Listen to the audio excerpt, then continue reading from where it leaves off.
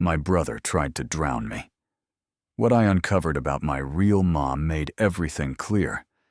They say sibling rivalry is normal, but normal isn't when your brother pushes you into a lake and just stands there, watching, not even trying to save you. I wasn't scared of dying. I was scared because, for the first time, I saw the truth. Beneath the icy water, as her limbs flailed and her lungs burned, Emily understood something no one had ever dared say aloud. She had never belonged. Not really. She wasn't part of this family. Not in the way she thought. She'd always been the one left behind. The one who didn't get birthday parties. The one who wore hand-me-downs that didn't even fit. The one who was told over and over again to be grateful. And when she turned 18, the only person who had ever shown her quiet kindness, her grandmother sat her down and whispered through trembling lips, "You're not your mother's daughter, and none of this was ever your fault." The midday sun shimmered over Lake Berkeley, the light sparkling across the surface like it was trying to hide something cold beneath. Isla Whitford. 17 stood at the edge of the old wooden dock, a good distance away from her family, hoping to stay clear of the loud chatter behind her. She didn't like crowds, and she especially didn't like the crude jokes her brother Grant always started. "Careful, sis, you might fall," Grant shouted from behind. Before Isla could turn around, a sudden shove. Hard. Her body lurched forward, and a second later, she hit the freezing water, her head slamming into the lake's surface. Laughter erupted from the grass. Her mom, her dad. The cousins, they all thought it was just a playful prank, but Isla was panicking. The weeds clung to her legs, water rushed into her nose, her ears.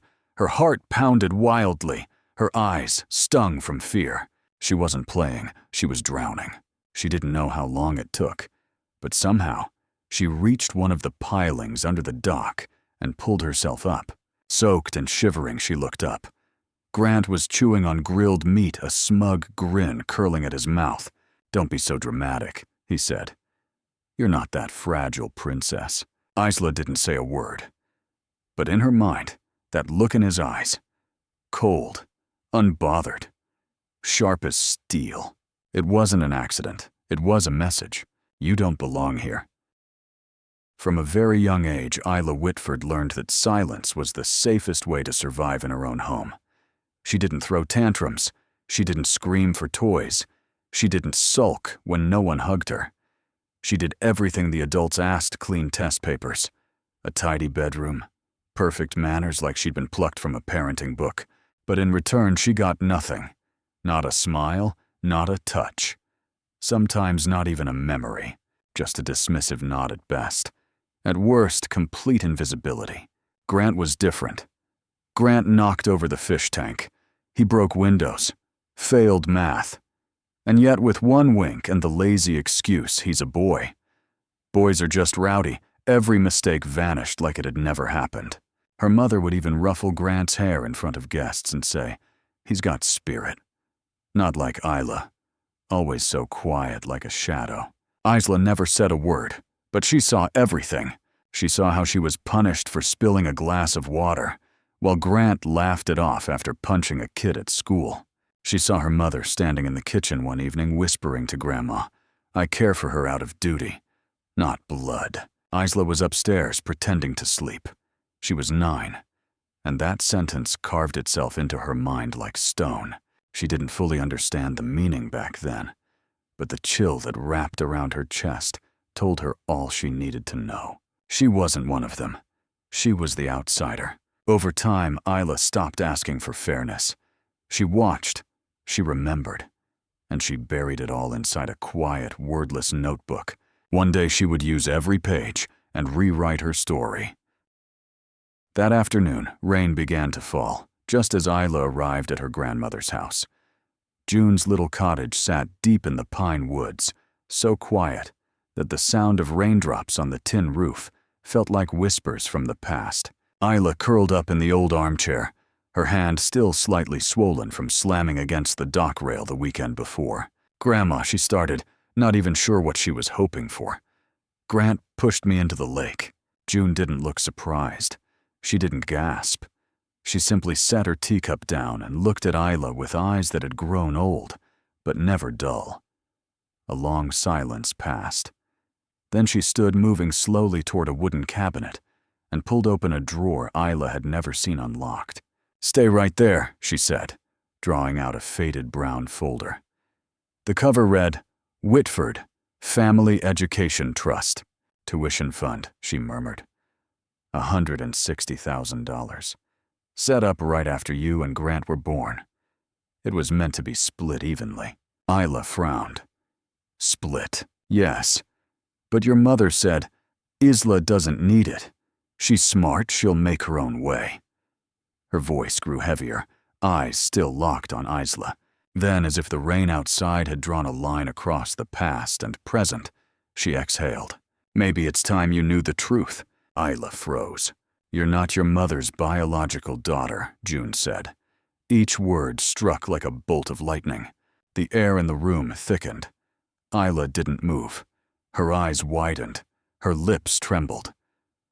"What did you say?" "You were the result of a drunken night." June continued quietly, "Between your father and Lynn, your mother's younger sister." The room tilted.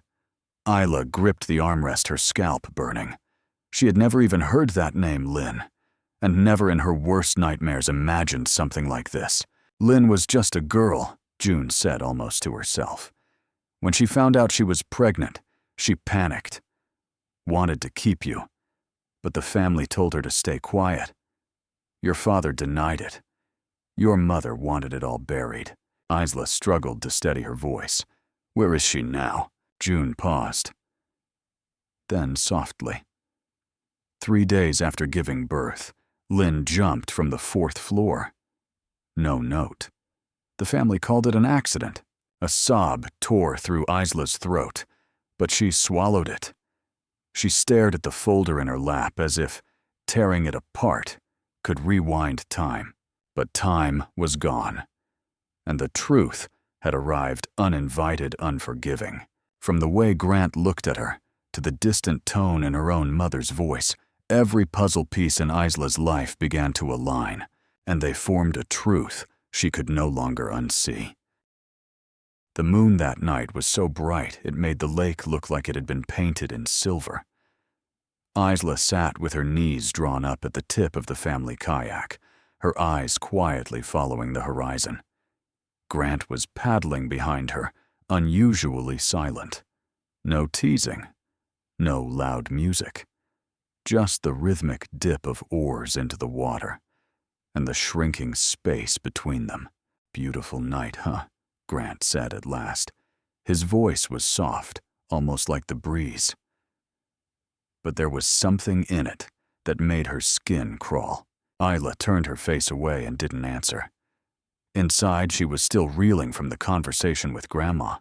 She needed time to figure out who she truly was, but Grant wasn't giving her that time.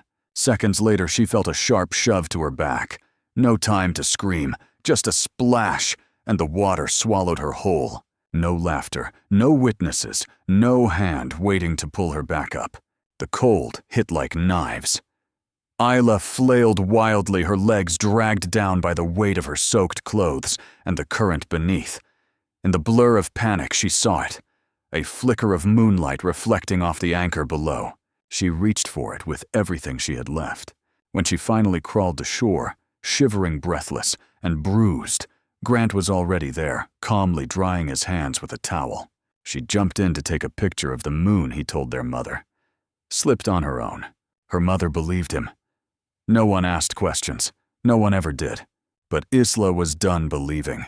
And this time, she wouldn't be quiet. She had nearly died. Twice. A third time. Wouldn't be an accident. And in her mind, a plan began to take shape. Not for revenge, but to take back her place in a world that had tried to erase her. Isla started laughing more, talking to Grant more, even sitting beside him in the living room watching football and laughing out loud at his harmless little jokes. Their parents were visibly pleased. "See, you two are finally getting closer," her mother said, wine glass in hand, relief shining in her eyes. Isla smiled sweetly, nodded. But in her mind, every step of the plan was already drawn, as precise as a map. She began paying attention to how Grant stayed on his phone too long after dinner, to how he'd slam his laptop shut when she walked in. One evening, Isla pretended she needed help paying for a movie rental. "Can you transfer it for me?" she asked sweetly. While he stepped away from the table, she quietly picked up his phone and recorded his bank login. Fast, clean, silent. That night, while the whole house slept, Isla logged in. The Whitford Education Fund, $160,000, just like Grandma had said. But what caught her breath was the transaction history.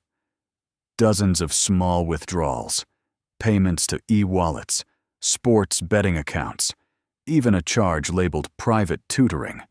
Say-T premium key. Isla didn't have to guess. Grant was cheating, and he was using the future to fund a lie. She didn't cry. She didn't tremble. She simply opened a secondary account in the name of June Whitford, and each night she began transferring the money over. Quietly, relentlessly. Every time she hit confirm, she thought of Lynn, the woman who died in silence for a mistake this family buried. The new account was named the Lynn Fund. The note attached didn't show the full name, just one line. For the unseen girls who survived by being silent. And Isla, after 17 years, finally chose not to be silent anymore. Isla hadn't meant to read Grant's emails. At first, she just wanted to double-check if there were any suspicious transactions left out, as the tuition fund steadily drained. But then a notification popped up in the corner of the screen. Grant new message from DJ. She froze. DJ had been Grant's best friend since high school. They used to sleep over at each other's houses nearly every weekend. Isla remembered those nights, the stifled laughter from the next room, the whispers she pretended not to hear. Curious, she opened the message thread. Grant. That girl's so weird. Always writing in that notebook like some abandoned robot. Grant. She belongs in a psych ward, honestly. Always looking at people like she knows their secrets. DJ still living with you. Grant? Yeah. But hey, maybe I can squeeze some cash out of her. If I go broke, she'll still help. Who else cares about her? But me. Isla didn't look away. Not because she was shocked, but because she understood something deeper now. Those weren't words said in anger. They were written without a second thought, without a question mark, without a doubt. This wasn't a slip. It was his nature. She reread each line as if tracing the rot back to its source. The kind of rot she had spent years pretending she couldn't smell. She used to think Grant was just selfish, a spoiled golden boy. But now she saw the truth. He knew exactly what he was doing, and he never once believed he'd face consequences. Quietly, Isla saved the entire conversation, forwarded it to a private email account she had created weeks ago, then shut the laptop. No tears, no outbursts, just a frozen calm like she'd finally stared into the core of a blood tie that had been used to shackle her for years. And in that moment, Isla understood. Blood doesn't make a family. Choice does. Isla's 18th birthday passed as if it had never existed. That morning, she walked into the kitchen. Her mother was busy preparing Grant's favorite grilled beef. The smell of fried shallots filled the house. Old pop songs drifted from the radio. There was a cake on the table. But it wasn't for her. Congrats, Grant, a scholarship well-deserved for Mom's son. That's what the frosting read. No one looked at Isla. No one said happy birthday. She sat down, poured herself a glass of water, then walked back upstairs like a ghost in her own home. That afternoon, Grandma called. Her voice was lower than usual. I sent you a gift, she said. It's been sitting in my drawer for nearly 2 years. Tonight felt like the right time. The package arrived after sunset, delivered express from the city. Inside was a dark wooden box. tucked within it an old faded photograph. A young woman holding a newborn. Her smile was faint, but her eyes, were shining like a promise. Behind the photo was a slip of paper, written in shaky handwriting. Your mother never abandoned you. They forced her to leave. Below it was the name Lynn. Isla sat for a long time gripping the photograph, heart heavy as stone, but her eyes stayed dry. She didn't cry anymore. The fire in her chest. It no longer needed tears. It needed action. She opened her laptop, clicked on a folder titled Grant, Full Record. Inside was everything: screenshots of gambling transfers, receipts for purchased SAT exams, emails between Grant and black market tutors, and most damning of all, a breakdown of the Whitford Education Fund withdrawals. Over $80,000 gone, stolen, misused. She attached every file to an email addressed to 3 recipients: the scholarship board reviewing Grant's application, his district academic advisor, and a journalist known for exposing school cheating scandals. Before pressing send, she looked at Lynn's photo one last time. They forced you away from me, Isla whispered. But I'm not leaving anymore. The click was light, but its ripple louder than any scream Isla had ever dared to make. 3 days later, Grant's scholarship was revoked. He was suspended pending investigation. The family was stunned. Her mother wept. But Isla, she sat quietly by the window, eyes fixed on the faint blue sky of early summer. For the first time, she felt alive, not to be loved, but to deliver justice for the one who never got the chance. The phone rang in the middle of dinner. Her mother answered, listened for a moment, then fell silent, her face shifting from surprise to fury in seconds. When she put the phone down, her eyes burned into Isla. You're cruel, Isla, her mother hissed, voice shaking with rage. Do you even know what you've done to Grant? You've destroyed your brother's future for what, a push into a lake. Isla stared back, eyes steady, unblinking. She didn't say a word, because words didn't matter in a family where her voice never held weight, where her pain was called too sensitive, and truth was buried beneath a paper-thin layer of decency. Her father said nothing. He looked at Isla, then at her mother, as if weighing who made more sense. But he didn't choose a side. He simply reached for his keys, stood up, and walked out of the dining room in silence. The door closed behind him with a hollow final thud, a full stop that needed no explanation. The kitchen fell quiet. Only the clinking of cutlery against plates and her mother's ragged breaths filled the space. Isla stood, poured herself a glass of water, and returned to her room. No one stopped her. That night, as the city sank into sleep, Isla opened her inbox. A new message blinked across the screen. The subject line was brief. Fund transfer completed. The IW Resilience. Fund activated. The contents were clear and precise. To the IW Resilience Fund. Amount $160. $1 USD purpose. For scholarships supporting young women affected by intra-family psychological abuse. Registered under June Whitford trustee. Isla sat beneath the warm amber light hands wrapped around a cup of cold tea. Her eyes drifted to the window, where the night wind stirred the trees. In her mind, Lynn's face appeared young, sorrowful, and never allowed to speak. Isla felt no joy, no vengeance, but for the first time in her life, she felt right.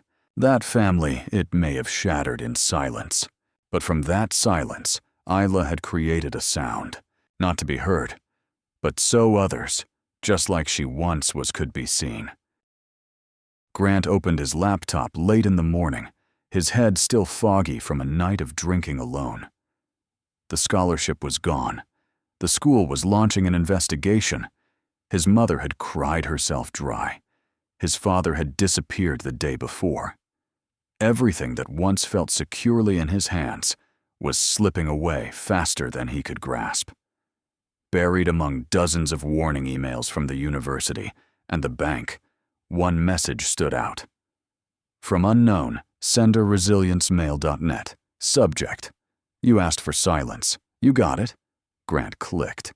The email was short, just a few lines, cold and precise. Thank you for teaching me what it feels like to disappear while still existing. Now you know too. There was an attachment, a photo. He clicked again. It loaded slowly. An old sun-faded image of him and Isla as children standing side by side near the lake. Isla was holding his hand. He was smiling at the camera, a moment that once felt ordinary. But behind the photo on the scanned backside was a jagged handwritten note. Not just written, carved like it had been scratched into memory, not paper. You don't remember, but I never forgot. Just like my mother who died, so I could live in a family that never wanted me. Grant sat frozen. For the first time in his life, he had nothing to say.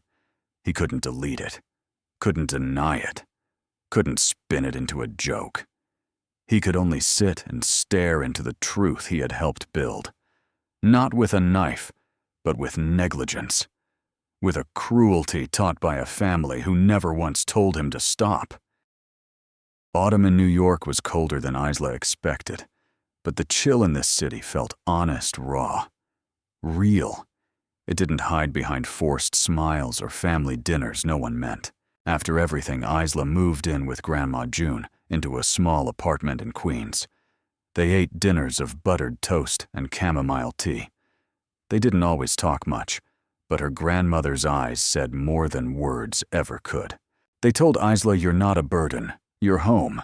She enrolled in a public university, majoring in psychology, focusing on family systems and emotional abuse.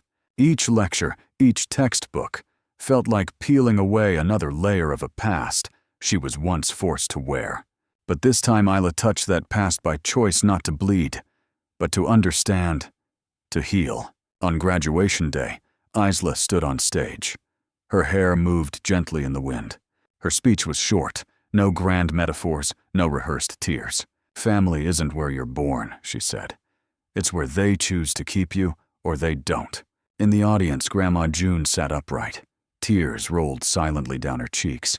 There was no mother, no Grant, no one from the old house, but Isla didn't search for them in the crowd. She simply lifted her chin and looked toward the golden light of the late afternoon. Where she believed in another world, Lynn was smiling. She no longer needed to be accepted. She just needed the woman who gave her life to know this. Isla had lived a life no one could erase ever again.